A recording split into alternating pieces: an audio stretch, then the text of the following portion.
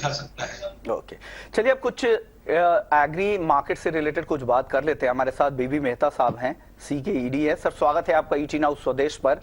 Sir सबसे पहले आपसे प्राइस आउटलुक पर चर्चा कर लेते हैं। क्या लग रहा है पाम तेल को लेकर इंटरनेशनल मार्केट क्या हो रहा है, सोया तेल सोयाबीन को लेकर क्या हो रहा है, क्या यहां से नरमी की उम्मीद करें? क्योंकि सोयाबीन को लेकर डोमेस्टिक मार्केट में भी उत्पादन इस साल बेहतर रहने वाला है, पिछले सीजन से 4 से 5% ज्यादा उत्पादन की उम्मीद है।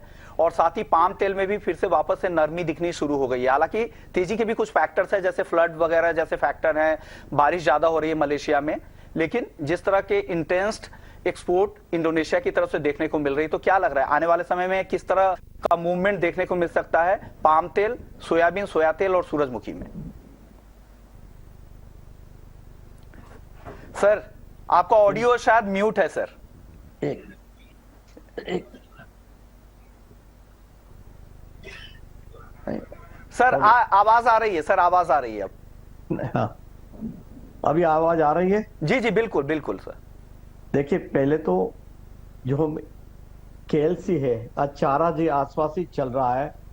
और जैसा दिख रहा है कि अगले 2-3 महीने का भी आप फ्यूचर कोड भी देखे, कोई फर्क नहीं है, 4000 रिंगिट के करीबी है।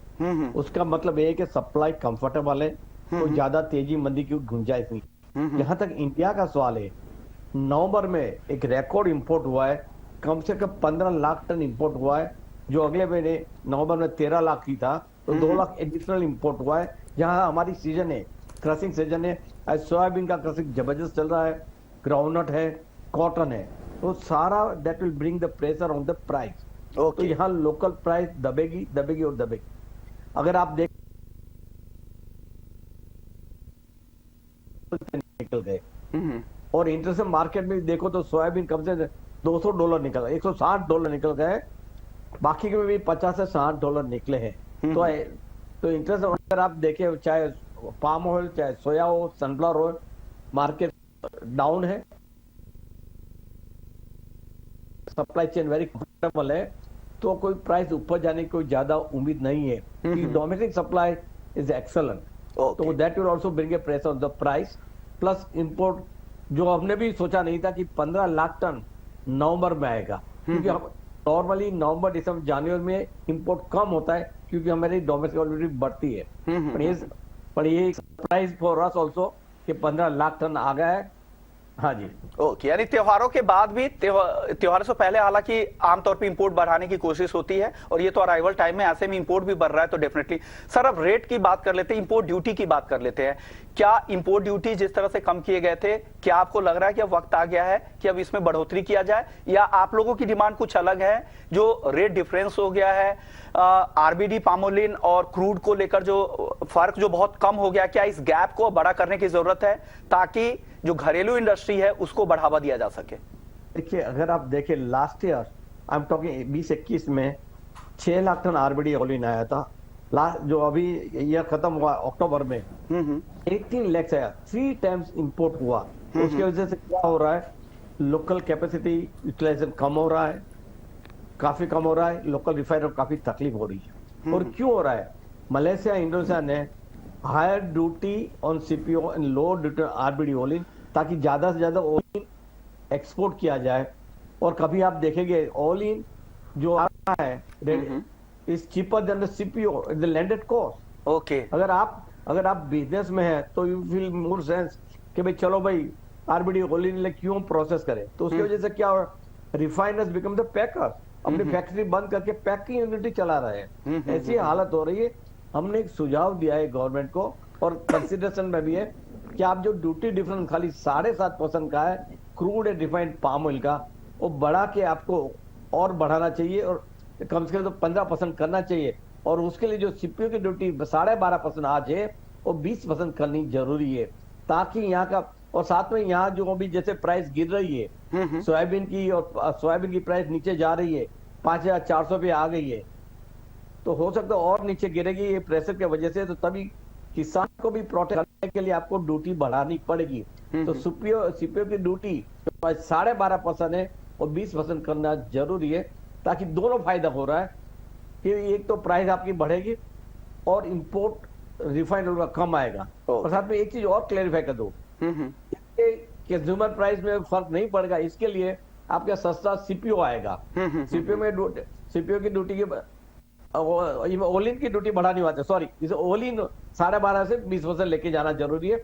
सीपीओ की ड्यूटी 5.5% वही रखिए ताकि गैप बढ़ जाए 15% का। वो मैं बता रहा हूँ, अगेन मैं रिपीट करता हूँ, थोड़ी मेरी बोलने में, सीपीओ में जो अभी 5% ड्यूटी है, आरबीडी में 12.5 है, वो 12.5 वाला 20% आरबीडी ओलिन की करनी चाहिए ताकि ड्यूटी डिफरेंस 15% का रहे, जो एनकरेज करके larger import of CPO. Okay, यानी आप लोगों की मांग ये है कि जो क्रूड पाम तेल या क्रूड सोया तेल जो ड्यूटी, हालांकि बेस्ट इंपोर्ट ड्यूटी अभी भी नील के आसपास ही है, लेकिन जो इफेक्टिव है वो 5% के आसपास है, वो वही रहने दिया जाए, लेकिन रिफाइंड पर बढ़ाकर 20% तक किया जाए जो इफेक्टिव। सोयाबीन की बात नहीं कर रहा हूं मैं, खाली पाम और सीपीओ और आरबीडी ओलिन की बात करो। जहां तक सोयाबीन की सवाल है, सनफ्लावर ऑयल का सवाल है, वो तो टीआरक्यू में 0 ड्यूटी है और टीआरक्यू में आ रहा है। और अभी गवर्नमेंट ने खुद ने अभी जो 2 साल के लिए डिक्लेयर कर दिया है कि टीआरक्यू 0 पे आएगा, तो उससे बदलाव में उम्मीद नहीं है। पर वो करने से आज गवर्नमेंट को भी तकलीफ हो रही है। अगर वो ड्यूटी बढ़ाना चाहते हैं तो आपने टीआरक्यू डिक्लेयर करके कोटा दे दिया 0% ड्यूटी वाला, तो कैसे बढ़ाएंगे? ओके, तो ये क्या टीआरक्यू क्या वापस बीच में ही रोल बैक का कुछ इस तरह के टर्म्स क्या इस तरह के रूलिंग आ सकते हैं क्या सर? नहीं, जो अभी कोटा रिलीज किया है कि अप टू 31 मार्च 2023 और import can take place up to June 23, ये है। 23-24 का कोटा अब तक डिक्लेयर नहीं किया है। हो सकता है कि government may not declare the Kota for the 23-24 क्योंकि डिक्लेयर नहीं किया है, पर एक दफा जो डिक्लेयर कर दिया है that they have to honour. अभी उसमें से गवर्नमेंट कैसा रास्ता निकाल रही है, अभी मैं जो सुन रहा हूँ लास्ट 1 वीक में काफी लोगों को लेटर डीजीएफटी से मिला है, जिस लोगों ने कुछ भी इंपोर्ट नहीं किया, कोटा लेके बैठे थे, इंपोर्ट नहीं किया है, उसका कोटा कैंसिल कर रहा है। ओके, ताकि इतनी ड्यूटी कम हो। हाँ जी सर, अब इंपोर्ट की जब बात हो रही तो राइस ब्रांड या फिर जो ओलिव खल तेल वगैरह है, जैतून खली तेल, इस पर जो इंपोर्ट ड्यूटी है और बाकी तेल, चाहे वो जैसा आप कह भी रहते क्रूड पाम तेल या सोया तेल वगैरह में ड्यूटी डिफरेंस नील के बराबर है और यहाँ पर 35% के आसपास है, तो क्या इन बाकी तेलों का इंपोर्ट कम हो रहा है और हमारा फोकस सिर्फ उन्हीं 2-3 तेलों पर हो गया है ज्यादा इंपोर्ट करने पर? आप सही बोल रहे हैं, 2-3 चीजों पे ही फोकस हो गया है, चाहे सोया, सन या तो पाम। आज Vietnam 2.5 lakh ton rice bran oil पैदा करती है, ये एक बांग्लादेश में 1 लाख टन पैदा होता है, वहां रिफाइनिंग ही नहीं है। वहां से हम तेल, आपका जो आज गैप है, डिमांड सप्लाई का गैप है, चाहे सन, सोया, पाम या कोई भी तेल आए, तो क्यों हम राइस ब्रान ऑयल को नहीं लाए? सबसे बढ़िया तेल है, न्यूट्रिशनल तेल है, तो उसकी अगर ड्यूटी 35 की जगह पे बाकी के तेलों के लाइन पहले 0 पे ला दे, तो हम बांग्लादेश और यहाँ से वियतनाम से कम हर महीने 20-25 हजार टन ला सकते हैं। ओके, वो जरूरी है क्योंकि treat them equal like other oil। Okay, मैं दूसरों तेलों के भी इंपोर्ट को बढ़ावा देना चाहिए जो ऑलरेडी इतने हेल्दी तेल है और वो ऑलरेडी रिफाइंड वहां से नहीं होकर आएगा, रिफाइनिंग इंडस्ट्री को तो फायदा होगा ही। लेकिन सर सिर्फ इंपोर्ट की बात हो रही है, घरेलू उत्पादन को लेकर क्या आप लोग क्या काम कर रहे हैं? घरेलू उत्पादन तो हमारा फोकस इस दफा है मस्टर्ड में कम से कम 1300 मॉडल फार्मा बना रहे हैं, ये साल बना है। एमपी में 350, राजस्थान में कम से 500, पंजाब में 250 मॉडल फार्म, और यहाँ हमने जो किया अभी अयोध्या में चालू किया 15 दिन पहले, वहां 200 मॉडल फार्म किया है। फोकस है how to raise the productivity. Mission हमारा एक ही है कि 2025 से तक इंडिया का मस्टर्ड का प्रोडक्शन 200 लाख टन पहुंचाना है। ओके, और उसके लिए एक ही रास्ता है, प्रोडक्टिविटी। ओके सर, अब तक की क्या रिपोर्ट आ रही है, ग्राउंड पर क्या स्थिति है मस्टर्ड को लेकर? सर किस तरह की रिपोर्ट आ रही है सोइंग और प्रोडक्शन को लेकर? नहीं, एकरेज बढ़ा है, कम से 7 लाख हेक्टेयर एकरेज बढ़ा है इस साल तो, और अभी तो चल रहा है, जो रिपोर्ट फाइनल आएगा ऐसा लग रहा है कि we have a record sowing of the mustard.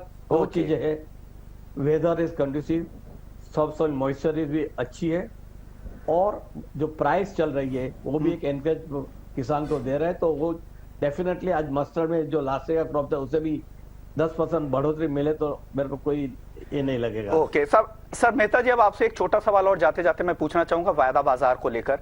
इतना इंपोर्ट हो रहा है, जिस तरह की वॉलेटिलिटी इंटरनेशनल से लेकर डोमेस्टिक मार्केट में है, करेंसी में देख रही है जिस तरह की वीकनेस या फिर तेजी से रिकवरी भी कभी आ जाती है, जिस तरह के उतार चढ़ाव करेंसी से लेकर पूरे ही कमोडिटी स्पेस में हो रहा है। ऐसे में हेजिंग को लेकर क्या कर रहे हैं आपके जो भी मेंबर्स है, वो कहां जा रहे हैं? क्या इंटरनेशनल मार्केट में इस तरह की कुछ व्यवस्था हो पाई है, या आप लोग वापस से मांग कर रहे हैं कि दोबारा शुरू किया जाए वायदा बाजार सोयाबीन का, या मस्टर्ड, या जो भी बैन किए गए हैं? क्योंकि 1 साल का वक्त भी हो गया है, उस पर कुछ अब आ नहीं रहा है कि क्या हो रहा है। नहीं, उसमें दो सी लास्ट ईयर जब भी प्राइस इतने ऊपर चले गई, तभी जो एक्शन लेना था विद सेबी एनसीडेस को, डेली मार्जिन, डेली लिमिट जो भी करना था, वो सही वक्त पे नहीं लिया। और गवर्नमेंट को तभी इतने प्राइस सारे तेलों के ऊपर था, तो गवर्नमेंट को लगा कि भाई वायदा मार्केट के वजह से प्राइस ऊपर जा रही है, वो करेक्ट नहीं था। मगर तभी गवर्नमेंट ने डिसीजन 1 साल से बैन कर दिया। अभी मैं आपको बताऊं क्या लॉस हुआ। जब ये मार्केट जो पाम ऑयल में जो $2000 थी, सोया सन सडनली 1 महीने में क्रैश होके $1000 हो गई। जी जी। और आप पूछिए किसने पैसा नहीं गवाया? Okay. Everybody loss the money, heavily loss the money, क्योंकि आपका हेजिंग फैसिलिटी नहीं थी। वो काफी, और जो बड़े थे वो तो शायद हो सकता है केएलसी में कर लिया होगा, पर छोटे जो मीडियम थे सारे ने पैसा गवाया है। दूसरा अभी ये मेरे को बताइए, मेरे को आज एक्सपोर्ट सोयाबीन मिल एक्सपोर्ट करना है जून महीने, अपन मई के जून जुलाई में, मेरे पास आज पता नहीं कि कौन से बैंक को सीट मिलेगा। अगर हेजिंग है और फ्यूचर, तो मैं जून महीने का सोयाबीन सीट खरीद करके मैं सोयाबीन मिल का कोट कर सकता हूँ। आज मेरे पास वो फैसिलिटी नहीं है।